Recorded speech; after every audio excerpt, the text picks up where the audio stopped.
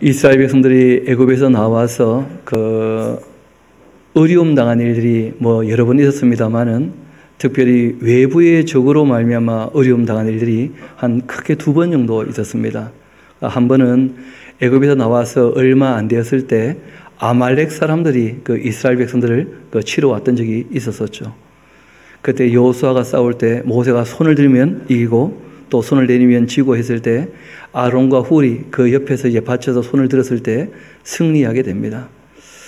그런데 그때 하나님께서는 그 즉시로 아말렉을 진멸하도록 그렇게 말씀하지 않으시고 그 아말렉은 한참 후, 그러니까 사울에게 이제 아말렉 족속을 진멸하도록 그렇게 말씀하시는 것을 보게 됩니다. 반면 그 미디안 사람들이 이스라엘 백성들을 미혹해가지고 우상 숭배에 빠지게 했을 때 하나님께서는 정비하는 대로 바로 그 미디안 사람들을 치도록 그렇게 하시면서 이제 거짓 선지자 그 발람도 함께 죽이게 하시는 그런 모습을 보게 됩니다. 왜 어떤 일은 한참 후에 유보하셨다가 일을 하시고 또 어떤 일은 즉시로 실행을 하시는가, 그런 것도 우리가 조금 생각해 봐야 될 것입니다. 그 사람이 폭력적으로 다가오게 될 때는 우리가 막아설 수가 있고 또 한 대 맞았다 할지라도 우리가 힘을 기르면 또다시 그들과 싸울 수 있게 되는데, 문제는 정신이 또는 그 영혼이 그들에게 팔려버리게 되면 방법이 없다는 거예요. 그래서 하나님께서 이 거짓에 속한 사람들, 그 발람이라는 사람이 그 뒤에서 그 교사한 거 아닙니까? 거짓을 가지고 이제 이스라엘 백성을 미혹했는데 그 거짓에 이스라엘 백성이 넘어갔다는 거예요. 그런 것들은 오래 두게 되어지면 거짓이 다 퍼져버려 가지고 더 이상 아무것도 안 돼요. 그래서 아말렉 족속은 힘을 기른 다음에 쳐도 괜찮지만 이 발람이라는 사람으로 말미암아 미디안 사람들이 함께 이제 그 발람과 생각을 같이 했고, 그리고 그들이 이스라엘 백성을 속였기 때문에 그들은 그 즉시로 진멸하게 하십니다. 그래서 이 31장의 내용은 그 하나님께서 너희들의 원수이면서 동시에 나의 원수다 하고 이제 말씀을 하시는 거예요. 하나님은 잘 아시는 것처럼 참되신 분이신데 그 거짓된 사람이라면 당연히 하나님의 뭐라는 거예요? 원수라는 거예요. 또 하나님의 자녀는 당연히 참되게 살아가야 되는데 거짓을 따르는 사람이라면 당연히 그 공동체에 있어서 뭐가 되는 것입니까?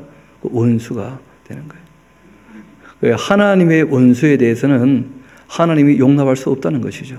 그래서 이스라엘 백성들에게 진멸하라, 그렇게 말씀하신 거예요.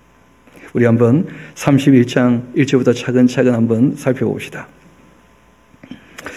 여호와께서 모세에게 말씀하여 이르시되 이스라엘 자손의 그 원수를 미디안에게 갚아야 한다.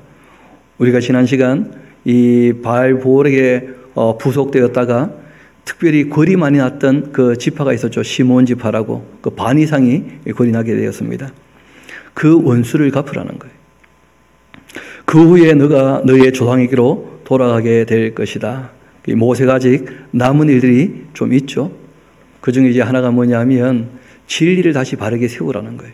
거짓을 완전히 진멸하고, 그리고 또 남은 일들이 있죠. 그 여호수아로 말미암아 가나안 땅을 정복하기 이전에 땅을 먼저 분배하게 하셔요. 또 그 들어가서 뭘 보고 욕심이 생기면 안 되니까 그 전에 다 미리 나누는 것이죠.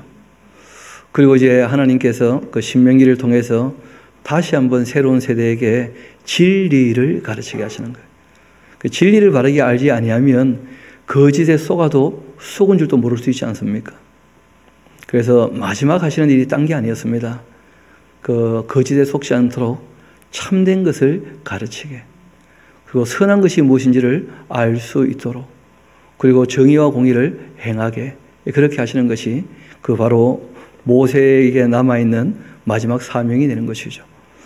가나안 땅 들어가서 원래 그렇게 그 선하게 또 참되게 그리고 의롭게 삶으로써 하나님의 제사장 나라 역할을 감당하기를 원하시는 것이거든요.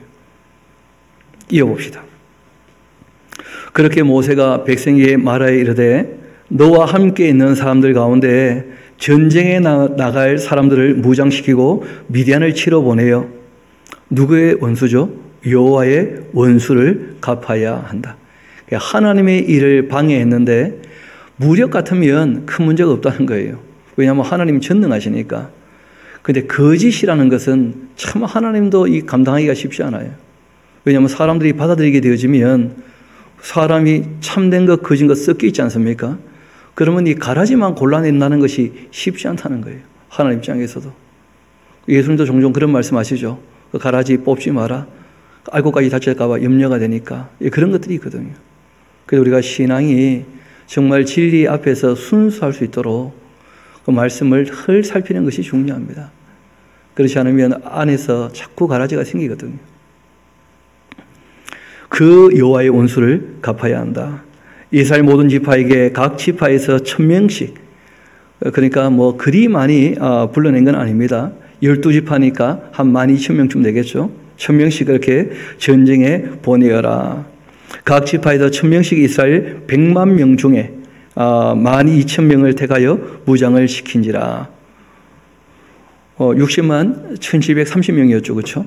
그런데 이제 100만 명 이렇게 되어 있어요. 원래 그 원어는 조금 다른 표현입니다. 천천. 그러니까 말 그대로 상징적인 숫자죠. 엄청 많은 천천. 이제 그런 식으로 표현되어 있습니다. 모세가 각 지파에 1000명씩 싸움에 보내되 제사장 엘리야사의 아들 비나스에게 성소의 기구와 신호나팔을 들려 그들과 함께 전쟁에 나아가게 합니다. 잘 아시는 것처럼 하나님께서 나팔을 불면 내가 너희와 함께 하겠다 그렇게 말씀하신 적이 있고, 성소의 기구 중에 이제 그 법궤를 늘 앞세웠었던 것 기억나실 겁니다.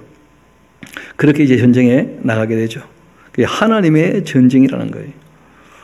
그래서 여호와께서 모세에게 명령하신 대로 미디안을 쳐서 남자를 다 죽였습니다. 그리고는 그 죽인 자 외에 미디안의 5왕을 죽였는데 미디안의 왕들은 에위와 레겐과 수르와 후르와 레바였다 그렇게 되어 있는데, 우리 한번 여호수아서 13장 잠깐 가봅시다. 여기에 대하여 그 여호수아 13장에 그 해석을 조금 해놓은 부분이 있습니다.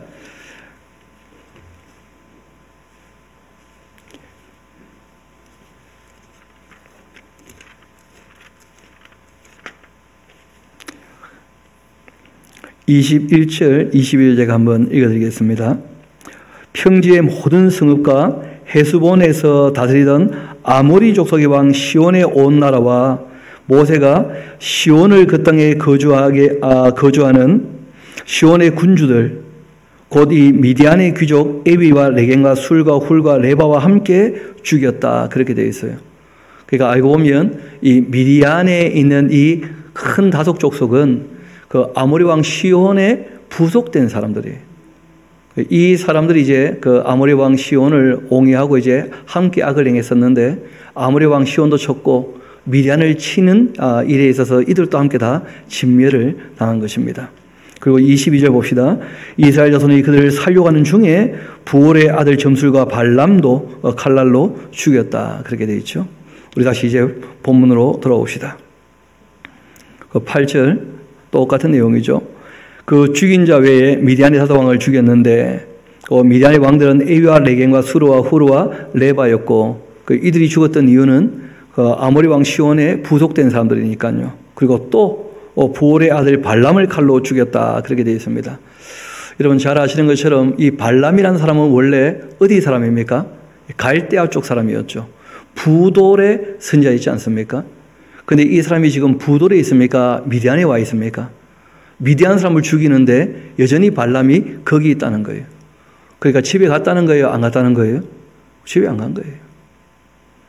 그래서 이 발람이라는 사람이 집에 안 가고 하나님의 그 성품을 아니까 이스라엘 백성들을 우상 숭배하게 해서 그래서 이제 하나님의 진노에 죽게 하려고 아주 못되게 계획을 세웠다는 거예요. 말 그대로 사람의 영혼을 파는 사람이죠. 이 거짓 선지자, 이 발람이에요, 발람.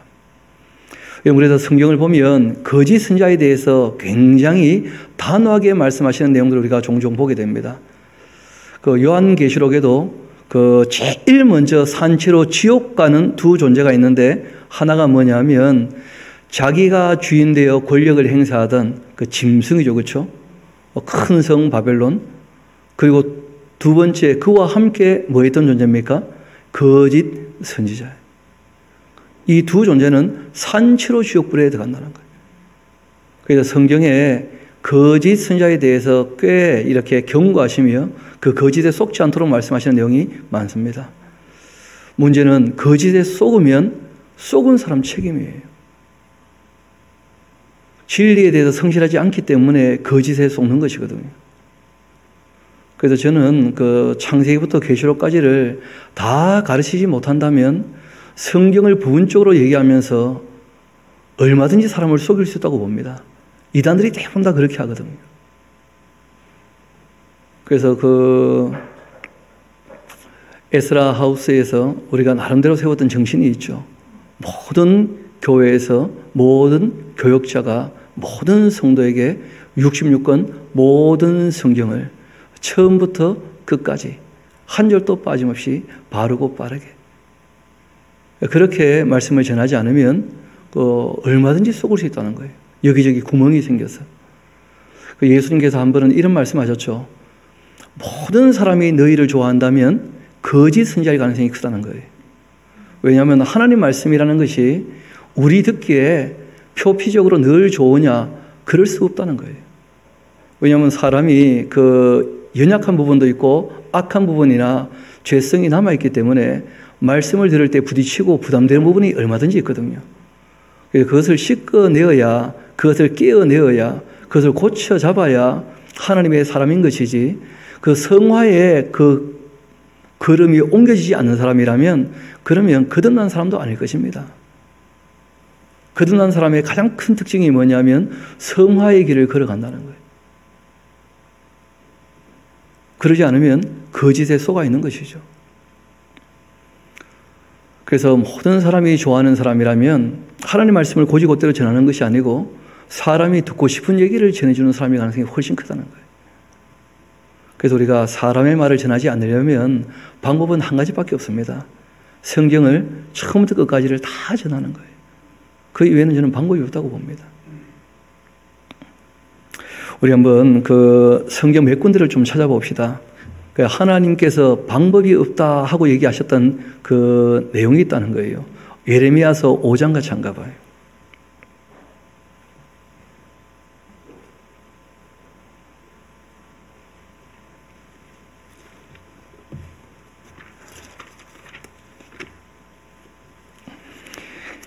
남왕국 이제 유다가 무너지게 되었던 이유가 딴 데에 있는 것이 아닌데요. 우리 한번 5장 30절, 31절 제가 한번 읽어드리겠습니다. 이 땅에 아주 무섭고 놀라운 일이 있다. 선지자들은 거짓을 예언하고 있고 제사장들은 자기 권력을 다스리고 있는데 권력으로 내 백성은 그것을 어떻게 여긴다고요? 좋게 여긴다는 거예요. 거짓말을 좋아해요. 실제로는 좋아하는 얘기를 해주니까 거짓말일 수가 많다는 거예요. 있는 그대로를 전하지 않고 마지막에는 너희가 어찌하려고 그렇게 하냐? 하나님도 방법이 없다는 거죠. 예언자를 보내셔서 진리를 말씀하시는데 그 진리를 좋아하지 않고 거짓말을 달콤하게 여기니까 하나님도 방법이 없다는 거예요. 그래서 남왕국이 무너지고 마는 것입니다. 우리 이왕 예레미야서 왔으니까 23장도 우리 같이 한번 가봅시다. 예레미야서 23장입니다.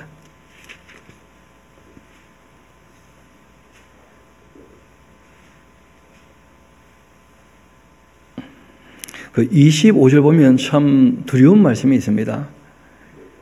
제가 25절부터 한번 쭉 읽어드릴 테니까 잘 보시기 바랍니다. 내 이름을 가지고 거짓을 예언하는 선지자들의 말. 거짓말을 하는데 누구 이름 가지고 거짓말을 해요? 하나님의 이름으로. 그러니까 자기 유익이나 이익을 위해서 얼마든지 하나님도 이용해 먹는 사람들이 있다는 거예요. 얼마든지. 그래서 우리가 스스로 말씀을 알지 못하면 하나님 얘기를 한다고 해서 스스로 속을 수 있다는 거예요. 우리 그런 거 있잖아요. 어디 낯선 데 가다가 십자가 보면 괜히 편안하게 되잖아요. 그렇죠? 마음이. 알도 못하는데 이단인지 아닌지도 모르는데 예배당 들어가면 좀 편안해지고 그 문화적으로 익숙한 데 들어가게 되면 다 편안하게 되거든요. 그렇지 않습니까? 그러다 보니까 하나님 이름 가지고 거짓말하는 사람들도 얼마든지 있다는 거예요. 내가 꿈꾸었다. 그런 사람은 꿈 같은 말을 해요. 자기 비전을. 거짓을 예언하는 선자들이 언제까지 이 마음을 품고 있겠냐. 그들은 그 마음에 강교한 것을 말하고 있다. 그들이 서로 꿈꾼 것을 말하고 있는데 그 생각은 그들의 조상들이 바알로 말미암아 나의 이름을 잊어버린 것 같이 내 백성으로 내 이름을 잊게 하려 함이로다. 하나님 이름으로 말하고 있는데 정작 하나님 어떤 분인지를 모르게 만든다는 거예요. 성경을 가르치지 않으니까. 저희 교회 강좌 오시는 분 중에 한 분이 제가 교회의 많은 프로그램 때문에 오히려 성경을 바르게 알지 못하게 되고 있다. 그런 얘기 했더니 그러면 교회에서 하는 프로그램 참여하지 말아야 됩니까? 물어보시더라고요. 그래서 제가 그건 본인이 알아서 할 문제고 내가 하라는 대로 다 할 거냐? 그러면 또 쏟게 되는 것이다. 왜냐하면 신앙은 남이 시켜서 하는 것이 아니고 본인이 인격적으로 하나님 앞에 결단해서 결정하는 것이니까 예수님께서 우리에게 정말 말씀하셨던 신앙생활이 무엇인지를 본인 스스로가 한번 제대로 읽어보시라. 그리고 어떻게 신앙생활을 해야 될 것인가. 없다가 생긴 것이라면 또 있다가 없어지는 것인데 그건 진리가 아니지 않는가. 진리는 역사성이 있는 것인데 교회에 그 많은 프로그램들이 생겼다가 없어지는데 그거 쫓아가지고 평생 신앙생활을 했는데 실제로 남아있는 것이나 또 진리에 대해서 알게 된 것이 뭐가 있는가. 모든 프로그램들이 다 누구 이름으로 시작합니까? 하나님 이름을 가지고 시작을 해요. 그런데 정작 하나님을 더 바르게 알게 되느냐? 그렇지 않은 일들이 너무 많다는 거예요. 이어봅시다. 28절이 중요하죠. 우리 같이 한번 읽어볼까요? 시작. 여호와의 말씀이니라. 꿈을 꾼 선자는 꿈을 말할 것이고 내 말을 받은 자는 성실함으로 내 말을 말할 것이라. 겨가 어찌 알곡과 같겠는가. 겨와 알곡은 명확합니다. 알곡은 하나님 말씀을 성실하게 전하는 거예요. 잘 아시죠? 성실한 것은 한 5가지가 있다 그러지 않습니까? 제일 먼저가 완수를 하는 것만이 성실한 겁니다. 우리에게 창세기부터 계시록까지를 다 주셨다면 다 가르쳐야 돼요. 완수해야 됩니다. 그렇지 않다면 성실한 게 아니에요. 두 번째는 자기 욕심을 거기다 하면 안 되겠죠. 있는 그대로를 전해야 됩니다.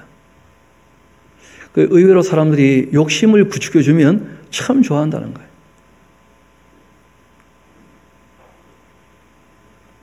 이렇게 했더니 인생 성공했다. 그렇게 욕심을 부추겨주면 그 듣고 안 좋아할 사람이 별로 없다는 거예요. 게다가 말씀의 어떤 내용이 부담된다고 빼면 안 됩니다. 여러분 의외로 성경을 읽어보니까 음식에 대한 내용들이 꽤 나오죠. 그 음식 먹기를 너무 탐하지 말라는 거예요. 그것도 탐욕이 될 수 있으니까 식탐. 근데 요즘 현대는 제가 보니까 TV 프로그램도 하나같이 다 뭐냐면 먹는 얘기예요. 뭘 맛있게 먹을 것인가? 어디 가면 맛있는 게 있는가? 다 먹는 얘기예요, 그냥. 솔로몬이 그런 얘기 합니다. 전도서에서. 인생 살고 보니까 남는 게 고생한 이유가 자기 입을 위한 것이다. 다 맛있는 거 먹고 싶어서 열심히 일하는 거 아니냐, 그래. 왜냐하면 그게 가장 원초적으로, 본능적으로 기쁨을 주니까. 그런 걸 찾아가는 거죠. 어떤 분 얘기 전해보니까 본인은 사업에 성공해서 부자가 되었는데 한 끼에 15만 원 이하로는 먹어본 적이 잘 없다는 거예요. 왜? 맛이 없어서.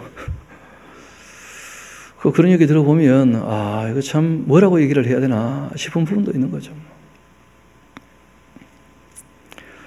여러분 그리고 부담된다고 뭘 빼면 안 될 뿐 아니라 내용을 부분적으로 보면 왜곡이 일어납니다. 그러니까 왜곡시키면 안 돼요. 앞뒤 문맥을 살펴 바르게 얘기를 해야지 왜곡시키면 안 되죠. 또 사람 귀에 달콤하게 들리도록 내용은 명확한데 엉뚱하게 설명하는 수가 있다는 거예요. 엉뚱하게. 그리고 너무 또 시간을 어영부영해서는 안 되는 것이죠. 그래서 저희들 말씀에 대해서 성실하게 대하는 것 참 중요하고 또 우리가 말씀을 전할 때도 성실하게 전해야 됩니다. 예수님께서 거짓 선지자들에 대해서 여러 번 말씀하신 내용이 있는데 우리 한번 마태복음 7장 같이 한번 가봅시다.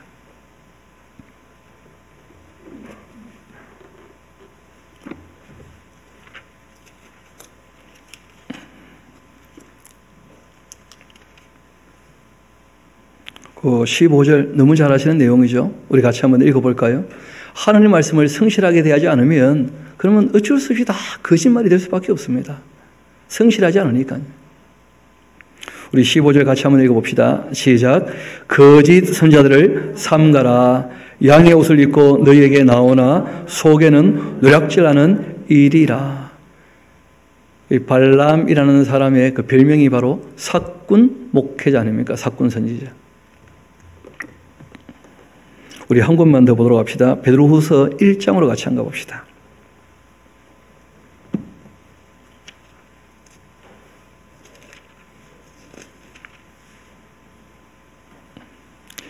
그 1장 20절부터 그 2장 그 앞부분까지가 쭉 연결되는 것이니까요. 제가 한번 읽어드릴게요.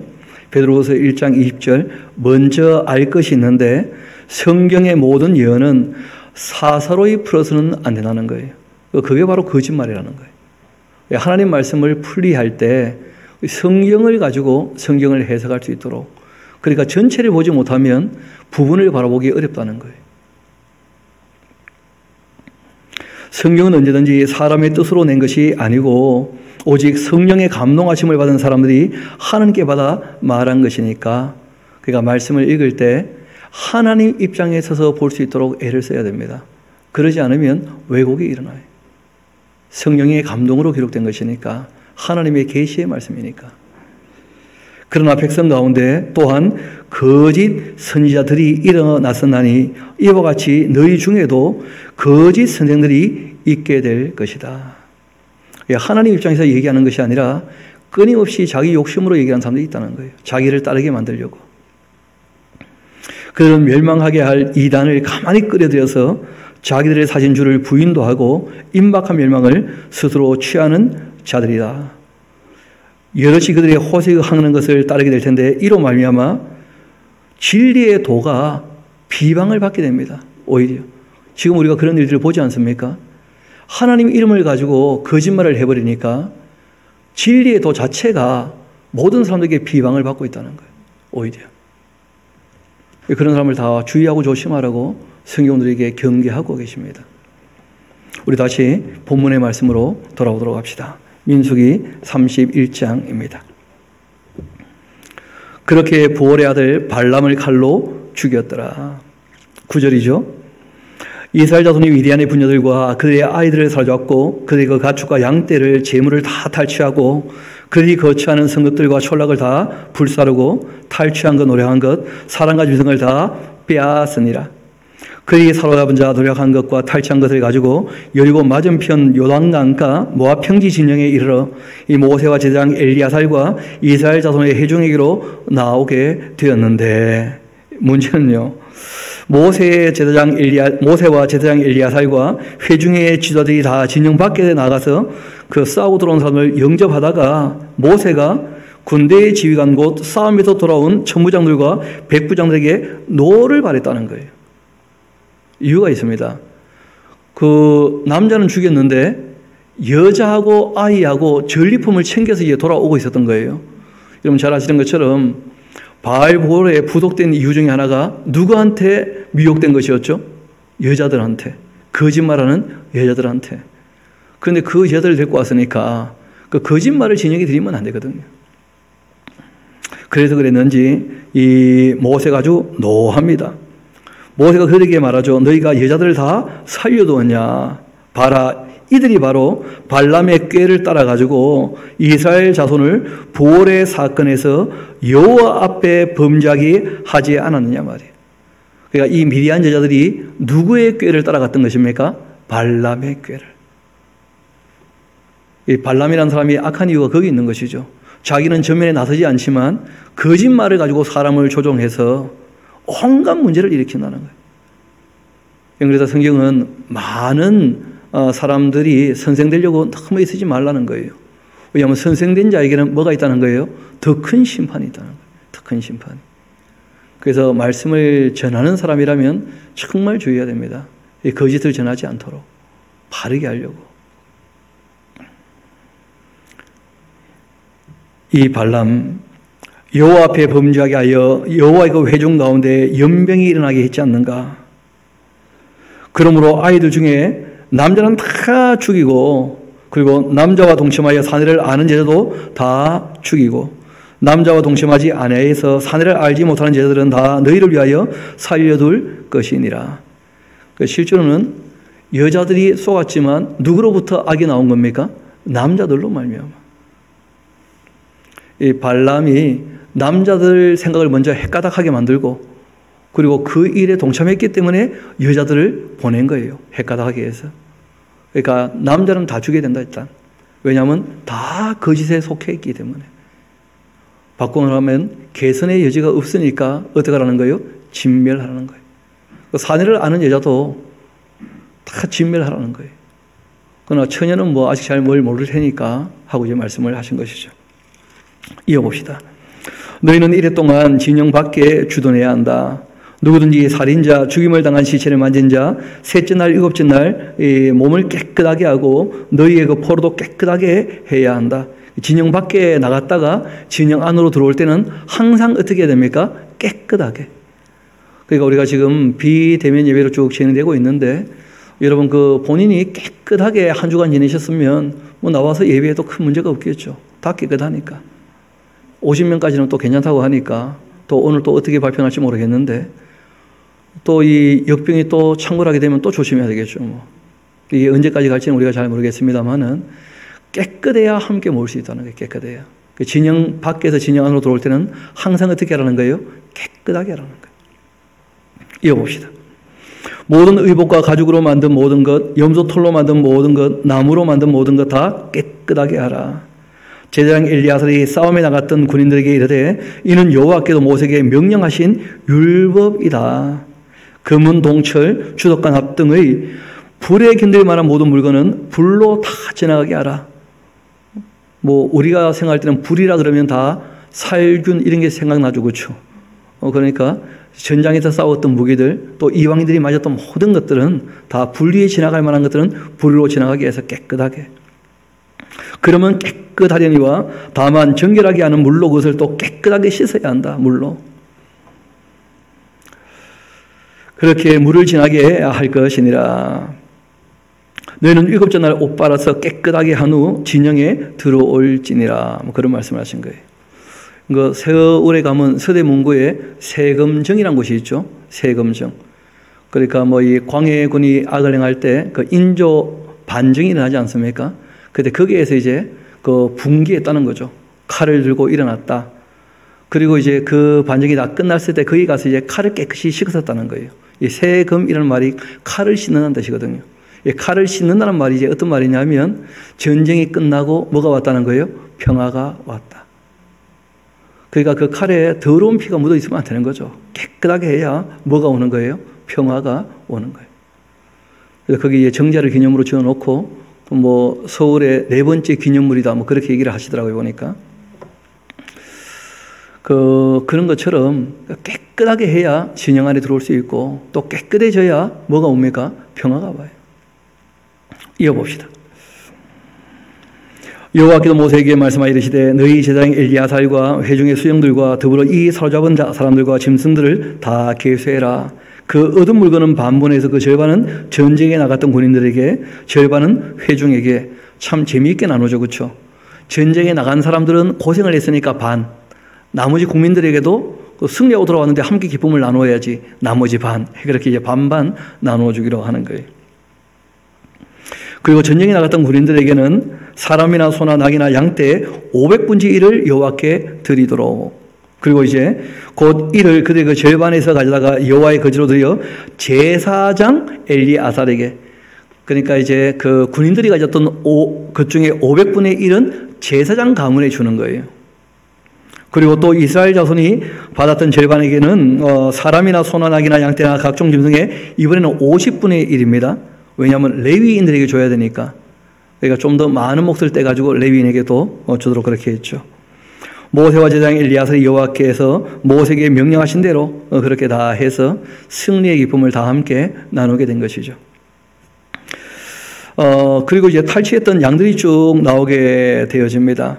말 그대로 이제 군인들이 탈취했던 것들은 양이 67만 5천 마리, 그리고 소가 7만 2천 마리, 나귀는 6만 1천 마리, 사람은 남자와 동침하지 아니하여 사내를 알지 못하는 여자로 3만 2천 명쯤 되었고, 그 절반 곧 전쟁에 나갔던 자들의 그 소유가 양이 33만 7천 5백마리, 그리고 여호와께 곡물로 드린 양은 675, 소가 3만 6천 마리였으니까 그 중에 여호와께 곡물로 드린 것은 72마리, 또 나이가 3만 500마리였는데 그 중에 여호와께 곡물을 드린 것은 61마리, 그 500분지 1을 이렇게 드렸다는 거죠. 사람이 16,000명이었기 때문에 그 중에 여호와께 곡물로 드린 자가 32명, 그 여호와께 거제의 그 곡물로 드린 것은 모세가 제사장 엘리야살에게 주었으니까 여호와께도 모세에게 명령하신 것 같았습니다. 그리고 이제 모세가 전쟁에 나갔던 자에게 나누어 이스라엘 자손에게 줬던 그 절반, 나머지 절반에 대한 거죠. 회중이 받은 절반이 또 양 33만 7,500마리, 소가 3만 6천 마리, 나이가 3만 500마리, 사람이 1만 6천 명. 이스라엘 자손의 그 절반에서 모세가 사람이나 짐승의 50분의 1을 취해서 여호와의 장막을 맡은 레위인에게 주었는데 여호와께서 모세에게 명령하신 것 같았습니다. 그렇게 다 하나님 하시라는 대로 다 했고, 그리고 이제 군대의 지휘관들 곧 천부장과 백부장들이 모세에게 나와 모세에게 이런 말을 합니다. 당신의 종들이 이끈 군인을 계수해 보니까 좀 놀라운 얘기죠. 12,000명이 싸우러 나갔잖아요. 그런데 우리 중 한 사람도 축인하지 않았습니다. 예, 그렇게 얘기한 거예요. 그럼 전쟁하면 죽기도 하지만 죽기도 하는 법 아니겠습니까? 근데 이 전쟁에서는 단 한 명도 안 죽었다는 거예요. 참 놀라운 전쟁이었죠. 그러자 본인들도 알죠. 이 전쟁은 우리가 하나님의 일을 한 것이지만 실제로 하나님이 싸우신 전쟁이다. 이걸 누구나 알게 된 거예요. 그래서 우리 각 사람이 받은 바 금패물, 곧 발목걸이, 손목걸이, 그리고 인장반지, 귀걸이, 목걸이들을 여호와께 헌금으로 우리의 생명을 위해 여호와 앞에 속죄하려고 가져왔나이다. 여러분, 이게 참 이 번역이 참 쉽지 않은 내용인데, 그럼 본인들이 싸웠을 때 몇 명 죽어야 됩니까? 안 죽어야 됩니까? 정상적이라면. 근데 한 명도 안 죽은 거예요. 그렇죠? 그러니까 죄를 속한다 이런 개념하고는 좀 달라요. 원래 이 속죄라고 하는 카파르라는 말은 지난번 기억나시죠? 그 덮어둔다. 그 죄를 덮는다 할 때도 덮는다는 것이죠. 그럼 또 우리가 은혜를 덧입는다 이런 표현도 하죠. 그렇죠? 그래서 죄를 속죄하는 속죄소이면서도 시은좌 은혜를 베푸는 곳이다. 이렇게 법궤가 있는 곳을 우리가 표현하기도 했는데 실제로 이 내용의 의미는 뭐냐면 하나님께서 우리를 은혜로 덮어주셔가지고 우리가 한 명도 죽지 않았으니까 너무 감사하다 그런 표현이에요. 그래서 하나님께 감사 예물을 드리기로 한 것입니다. 그러니까 이것은 자원한 것이었죠. 그렇죠? 하나님께서 정하신 것이 있었고 이들이 이제 하나님의 전쟁에 참여하고 돌아와 보니까 정말 너무 고마운 거예요. 그래서 그들의 그 모든 생명을 보호해 주신 그 하나님 앞에 감사하는 일이 있었다는 것입니다. 그래서 굳이 그 번역을 한다면 이렇게 번역하면 좀 더 이해가 쉬울 것 같습니다. 우리 생명들 위에 그러니까 하나님께서 덮어주셔서 생명을 보호하셨으니 이런 개념이겠죠. 그래서 이 헌물을 드립니다 하는 거예요.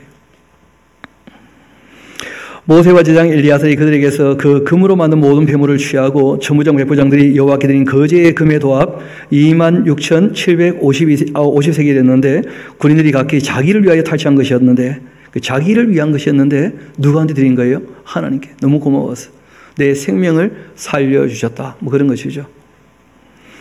모세와 제사장 엘리야살이 천부장과 백부장들에게서 이 금을 취하여 회막을 드려 여호와 앞에서 이스라엘 자손의 기념을 삼았더라. 그리고 이제 그 미디안에 가서 원수를 갚을 때 그 아모리 왕 시온을 치면서 함께 부속된 사람을 다 쳤으니까 요단강 동편을 진짜 이제 다 차지하게 된 겁니다. 그러자 요단강 동편에 머물기를 한 지파가 둘이 있게 되는 것이죠. 우리 한번 봅시다. 루벤 자손과 갓 자손은 힘이 많은 가축들을 가지고 있었는데 그들이 야셀 땅과 길르앗 땅을 보니까 그곳은 목축할 만한 좋은 장소였다는 거예요. 지금을 가봐도 그게 목축하기 참 좋은 것입니다. 이 갓 자손과 루벤 자손이 와서 모세와 제사장 엘리야살과 회중 지휘관들에게 말하 이르되 아다롯과 디본과 야셀과 니므라와 또 헤스본과 엘리알레와 또 이 스반과 누보와 이 부온 곧 여호와께서 이스라엘 회중 앞에서 쳐서 멸하신 땅은 목축할 만한 장소고 당신의 종들에게는 가축이 있습니다. 또 이르되 우리가 만일 당신에게 은혜를 입었으면 이 땅을 당신의 종들에게 그들의 그 소유로 주시고 우리에게 요단강을 건너지 않게 하소서. 근데 모세가 갓 자손과 루벤 자손에게 이런 말을 합니다. 너희 형제들은 지금 싸우러 가는데 너희는 여기 앉아 있고자 하느냐 하면서. 그러니까 모세가 생각하지 못한 일이 지금 발생한 것이죠. 그리고 모세가 화가 좀 난 거예요. 아니 다들 지금 고생하러 간다고 하는데 너희만 여기 편안히 있겠단 말이냐. 그런 식으로 이제 얘기를 꺼낸 거죠. 너희가 어찌하여 이스라엘 자손에게 낙심하게 해서 여호와께서 그들에게 주신 땅으로 건너갈 수 없게 하려고 하냐. 너희 조상들도 내가 가데스 바네아에서 그 땅을 보라고 보냈을 때 그리 하였었나니 그들이 에서울 골짜기에 올라가서 그 땅을 보고 이스라엘 자손을 낙심하게 하여서 여호와께서 그들에게 주신 땅으로 갈 수 없게 하였었느니라. 그때 여호와께서 진노하사 맹세하여 이르시되 애굽에서 나온 자들이 20세 이상으로는 한 사람도 내가 아브라함과 이삭과 야곱에게 맹세한 땅을 결코 보지 못하리니 이는 그들이 나를 온전히 따르지 아니하였음이니라. 온전히 따라야 되는데 너희들이 그렇지 않은 것처럼 보인다 하고 이제 모세가 염려되어 얘기를 꺼낸 거예요. 그러나 그나서 사람 여분네 아들 갈렙과 눈의 아들 여호수아는 여호와를 온전히 따랐느니라. 그렇게 하시고 여호와께서 이스라엘에게 진노하사 그들에게 40년 동안 광야에 반항하게 하셨으므로 여호와의 목전에 악을 행한 그 세대가 마침내는 다 끊어졌지 않느냐. 봐라 너희는 너희의 조상의 대를 이어 일어난 죄인의 무리로서 이스라엘을 향하신 그 여호와의 노를 더욱 심하게 하는도다 하고 얘기를 했는데 그거 하나 적어놓으세요. 모세의 말 실수다. 상대방 얘기 다 들어보도 않고 너무 단정적으로 얘기를 하신 거죠. 모세는 지금 이제 같이 안 간다니까 마음이 많이 상해서 얘기를 꺼내셨던 거예요. 뭐 사람 살다가 그럴 수가 있죠. 그렇게 얘기를 했는데 너희가 만일 돌이켜 여호와를 떠나면 여호와께서 다시 이 백성을 광야에 버리시리니 그리하면 너희가 이 모든 백성을 멸망시키는 것이다 하면서 모세가 아주 단호하게 얘기를 합니다. 그들이 이제 모세에 가까이 나와 말하죠. 우리가 이곳에 우리 각축을 위하여 우리를 짓고 우리 어린아이들을 위하여 성읍을 건축하고 이 땅에 원주민이 있으므로 우린 어린아이들을 그 견고한 성읍에 거주하게 한 후에 우리는 오히려 무장을 하고 그 이스라엘 자손을 그곳으로 인도하기까지 그들의 앞에서 갈 것이고 이스라엘 자손이 각기 기업을 받기까지 우리 집으로 돌아오지 아니하게 싸우며 우리는 요단 이쪽 곧 동쪽에서 기업을 받아 싸우니 그들과 함께 요단 저쪽에서는 기업을 받지 아니하겠나이다. 얘기 들어보니까 너무 착한 거예요. 싸움은 싸움대로 하고 우리는 그 싸움에서 얻은 것은 갖지 않고 여기에서 이겼던 이 땅을 갖겠다. 그렇게 한 거예요. 그러니까 모세가 얘기를 참 세게 했지만 그 루벤과 갓 이 지파 사람들이 잘 알아들으신 거예요. 모세가 무슨 말을 하고자 하는지. 그러니까 우리가 말을 할 때 누가 조금 성급하게 말을 꺼낸다 할지라도 또 말을 하고 있으면 좀 들어줍시다. 잘 들어보면 그 사람이 무슨 말을 하고 있는지를 알 수 있게 되어져요. 그러니까 그 내용에 대해서 얘기하면 늦지 않습니다. 그런데 감정으로 맞받아치게 되면 문제가 생겨요. 제가 봤을 때 모세는 조금 감정적으로 얘기를 꺼내게 되었는데 어떻게 보면 근데 오히려 이 루벤 지파 갓 지파 사람들이 굉장히 이성적으로 인격적으로 대했죠.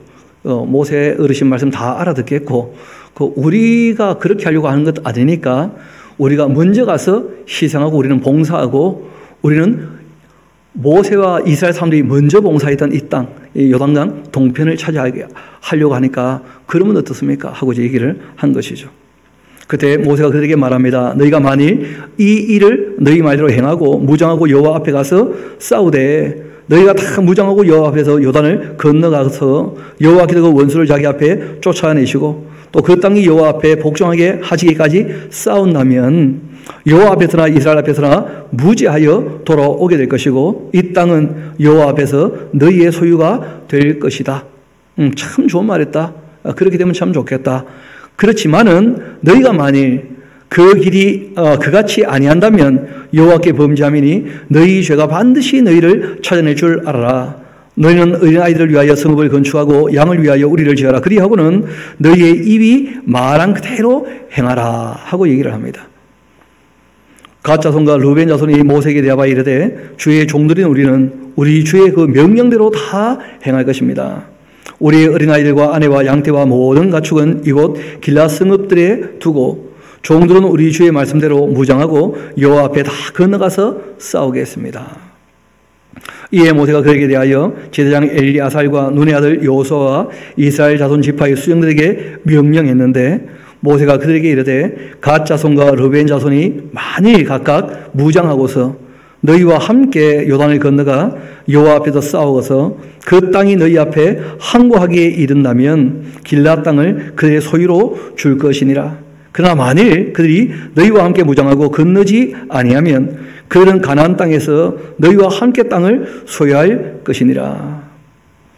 갓 자손과 르벤 자손이 대하여 이르되 여호와께서 당신의 종들에게 명령하신 대로 우리가 행할 것이라. 우리가 무장하고 여호와 앞에서 가나안 땅에 건너가서 이 요단 이쪽을 우리가 소유할 기업이 되게 하겠습니다 하면서, 그러니까 참 모세 입장에서는 생각지 않은 일이었기 때문에 몇 번이나 다시 한번 확인을 하고 또 확인을 하는 거예요.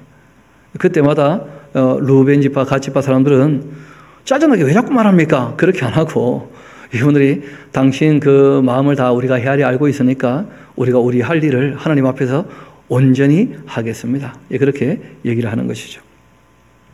그렇게 모세가 갓 자손과 르우벤 자손과 또 반이 더 붙었어요. 그렇죠?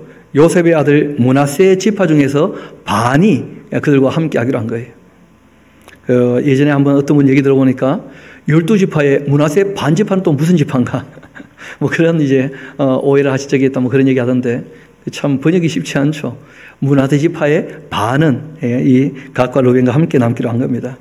아모리 왕 시온의 그 나라 바산 왕 옥의 나라를 주되 그 땅과 그 경내의 성읍들과 그 성읍들의 사방 땅을 그들에게 주매 갓 자손은 디본과 아다롯과 아로엘과 또 아다롯 소반과 또 야헬과 욕보아와 벤니무라와 벤하란들의 그 견고한 성읍을 건축하였고 또 양을 위하여 우리를 지었고 또 르벤 자손은 헤스본과 엘르알레와 기랴다임과 또 느보와 바알몬들을 건축하고 그 이름을 바꾸었고 또 신마를 건축하고 건축한 성읍들의 새 이름을 주었고 므낫세 아들 마길의 자손은 가서 길앗을 쳐서 빼앗고 거기 있는 아모리인을 쫓아내매 모세가 길앗을 므낫세 아들 마길에게 주매 그가 거기 거주하였고 므낫세 아들 야일은 가서 그 촌락을 빼앗고는 하본 야일이라 그렇게 이름을 지었고 노바는 가서 그낫과 그 땅 마을을 빼앗고 자기 이름을 따라서 노바라 그렇게 불렀다는 거예요.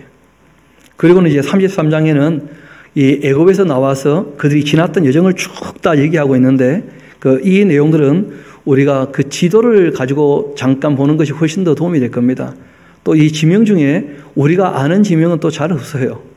다 남의 나라 이야기이고 또 지나왔던 이야기인데 중요한 것은 그 마지막 내용입니다. 우리 57절 같이 가봅시다.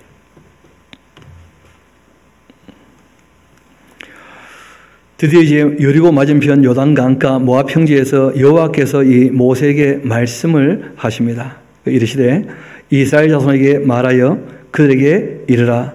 너희가 요단강 건너 가나안 땅에 들어가게 되면 그 땅의 원주민을 너희 앞에 다 몰아내어라. 왜 그렇게 말씀하셨죠? 이 가나안 땅 사람들, 아모리 족속들 전부 어떤 사람들입니까? 죄악이 관영한 사람들이에요. 달리 말하면 개선의 여지가 있다는 겁니까? 없다는 겁니까? 없다는 거예요. 그래서 요단 동편에서도 마찬가지인데 개선의 여지가 없었던 미디안 사람들, 이 아모리 사람에게 부속된 사람들, 또 하나님까지 이용해서 자기 욕심을 채웠던 그 발람 같은 사람들, 그리고 그에게 다 쏘가 넘어갔던 그 남자들 어떻게 하라는 거예요? 다 죽여버리라는 거예요. 이유는 개선의 여지가 없으니까. 개선의 여지가 있다면 오래 참고 기다리시겠죠. 그래서 반드시 그 땅 가서 진멸을 하라는 거예요. 이어봅시다. 52절 다시 봅시다. 그 땅의 원주민들 너희 앞에 다 몰아내고 그 새긴 석상과 부음하는 우상을 다 깨뜨려 산당도 다 헐고 그리고 그 땅을 점령하여 거기 거주하라. 내가 그 땅을 너희 소유로 너희에게 주었기 때문이다. 너희의 종족을 따라서 그리고 그 땅을 제비와 나눌 것이니 수가 많으면 많은 기업을 주고 적으면 적은 기업을 주되 각기 제비 뽑은 대로 그 소유가 될 것인즉 너희 조상의 지파를 따라서 기업을 받을 것이니라.